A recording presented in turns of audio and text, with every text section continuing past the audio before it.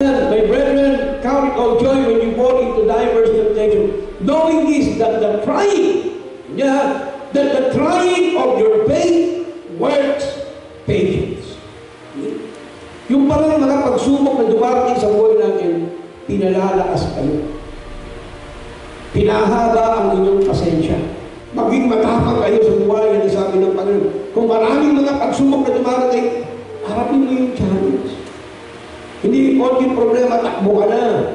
Ang problema mo hinaharap, hindi tinatakbuhan mo. Kaya sabi ka in verse 4, but let patience have her perfect work. Kaya lalo kang nag-mature sa Panginoon. Ang mga nagmamature ng mga Kristiyano, kita mo, ang buhay yan, hindi yan kaya mong mag-iba. Tuloy-tuloy lang yan. Ganun sa ating pananampalataya. Na kahit na may mga problema, wala na yan. Diretso. Bakit? Ang daan